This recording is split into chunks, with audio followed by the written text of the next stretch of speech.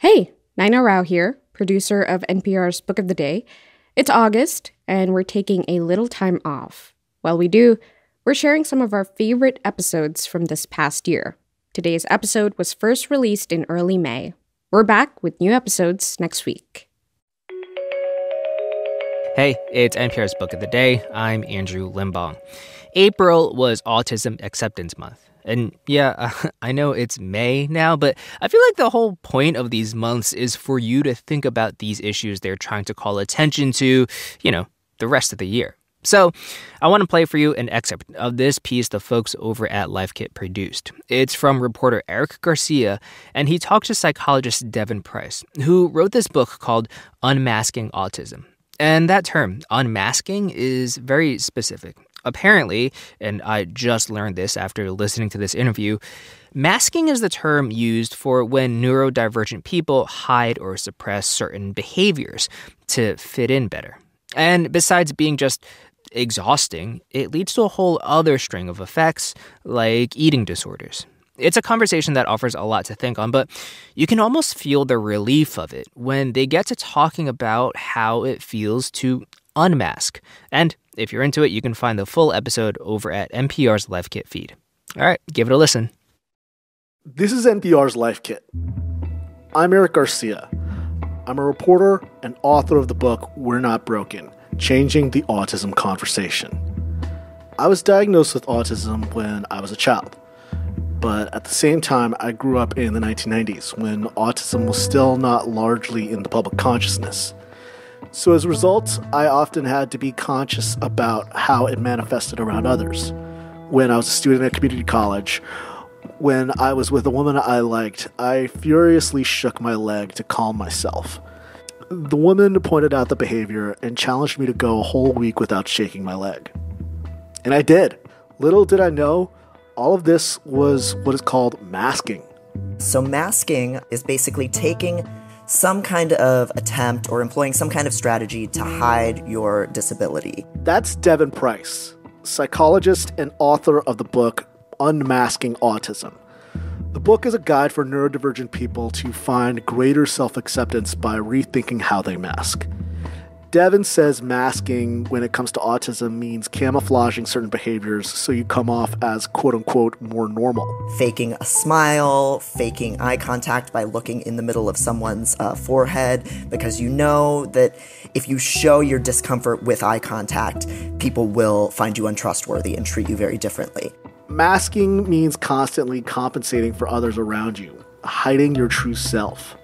And that's really what most masked autistics end up having to do, because a lot of us receive social input our whole lives that there's something off about us. We get little weird mocking comments. We get told to stop squirming in our seat, to make eye contact, to pay attention, even if we actually are paying attention, we just don't look like we are.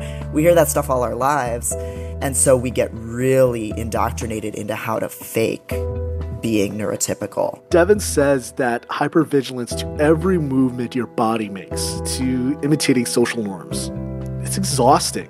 You have this moment of going, wait a second, not everyone finds just being out in the world this exhausting all the time. This episode of Life Kit, Unmasking Autism. My conversation with Devon Price on the pervasiveness of masking and strategies for the neurodivergent about how to live more freely. Devon, thank you very much for joining us. Thank you so much for having me, Eric. Not only are you an autistic person, but you're also a researcher. What did you find unique to your experience, and what did you find was universal when you were doing your research and you were talking with other autistic people about the experiences of masking? Yeah, almost every experience I've had in the process of interviewing other autistic people and going through the literature and researching for this book, I've seen myself reflected pretty much across the board in other people. There's no experience, even things that I thought were really specific to myself, like little ways that I used to self-harm when I was really going through a sensory overload. I used to go in the bathroom and hit myself with a hairbrush on the arms and legs when I was in a real sensory meltdown kind of level. And I used to think that was something that was so disgusting and creepy and shameful about myself, that I was that out of control.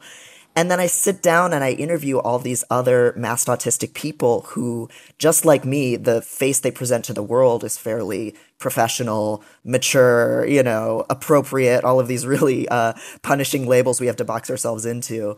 And then I find out that they were, cutting, or they had eating disorders that were really severe like mine, or, working on this book has been such a lesson in unlearning my shame, because even the weirdest things about me I ended up seeing were things other autistic people were feeling like they had to hide from others. And it actually wasn't that shameful. It wasn't actually something we needed to hide. Right. And you discuss, I think one of the things that is under-discussed but needs to be discussed is you talked about this earlier, but you mentioned you had an eating disorder. I cannot tell you how many autistic people, particularly trans men, particularly non-binary people, particularly women, have struggled with eating disorders. Yeah, so there is a huge, if we want to call it comorbidity, I think that really predisposes a lot of us to search for the codec, for what are the rules to follow, and if I follow these rules, I'll finally be a good person. And so we can get really rigid about trying to be a very moral, upstanding person, trying to be a very hardworking person. And I think a lot of us end up also craving the rituals of an eating disorder because it gives you this structure to your day. Then I'm being a good person in the eyes of society. I'm being a disciplined person. Yeah, as somebody in recovery and as someone who has had difficulty with substance use disorders, I noticed a lot of overlap between and similarities. I've never had an eating disorder, but I have had that. One of the other things that you mention is how oftentimes people from marginalized groups, whether it be LGBTQ plus people, whether it be people of color, whether it be women, whether it be poor people, all of these different groups have to mask for different reasons. How is masking intersectional, and how do people's varying identities color how they mask? Autism assessments were designed with white male children, usually from upper and middle class backgrounds, in mind.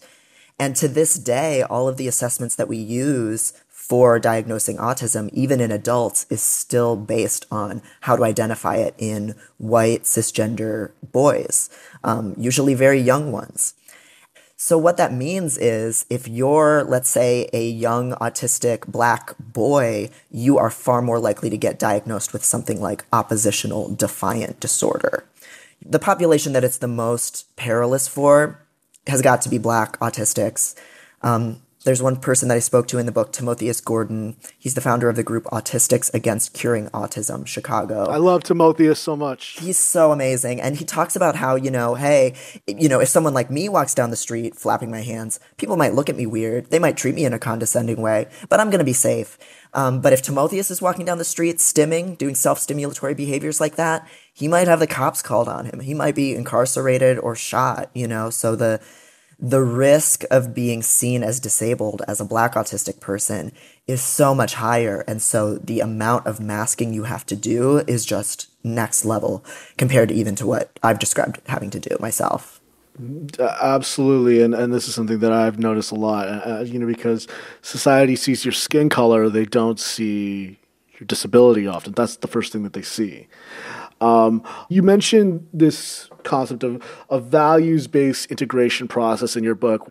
How is this helpful for autistic people as they're learning to unmask and recognizing what masking is? In the book, I walk people through this exercise by this autistic life coach, Heather Morgan, and it's called the values-based integration exercise. And it's basically designed to help you get back in touch with the person you were before masking really shut you away from the world so severely. And the way that she suggests people get back in touch with that sense of themselves is think of 5 moments in your life throughout different ages and settings where when you think about those moments, you just go, wow, if life was always like this, life would be amazing. And it might be just this wonderful moment that you shared with someone you love. It might be an incredible vacation. It might be a time when you were working on a creative project and you just felt really devoted to that task. But you just look through those memories and you see what did these memories and moments have to say about what I actually value. Is it creativity? Is it self-expression? And so it's a really great exercise to reconnect and reflect on themselves. And honestly, I think neurotypical people should do it too, because I think we all get out of touch with who we really are just from the grind of everyday life. You write about everyday unmasking in your book. What are some lessons that you could give from your own experience to autistic people who are learning unmasking, these everyday unmasking acts? And what are some tips that you've learned from other people because of course we know that what works for one autistic person doesn't work for another autistic person. A lot of us, we've stepped on so many social landmines over the years from just saying the wrong thing or being too honest or just being weird, quote unquote, that we've had to become basically hypervigilant and paranoid about checking people's bodily reactions, monitoring their facial expressions, trying to guess how people are responding to us because we just don't have the same kind of social intuition that many neurotypicals do. So one challenge that I have in the book is try just for one day to not do any of that stuff and just notice how much brain space is opened up. One that I learned from someone I interviewed for the book, Riley, is that he's a designer, and he talked a lot about how his workspace used to be really informed by design rules that he was taught were, in school, this is how you design a workspace. This is what a home office looks like. This is what a co-working space looks like. It's supposed to be clean and minimal and, professional.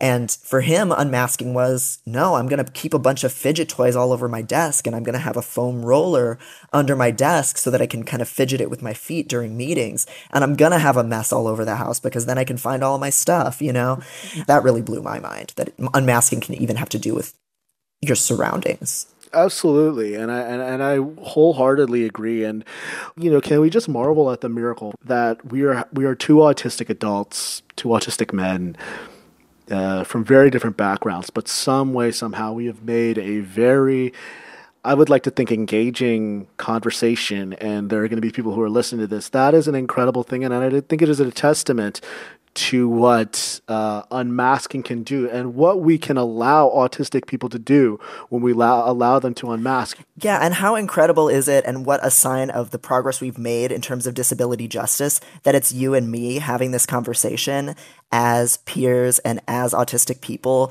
talking in this really, egalitarian way. We've been talking with Devon Price, his new book, Unmasking Autism. Devon Price, thank you for giving me the opportunity to interview you. Thank you so much, Eric. This conversation was fantastic.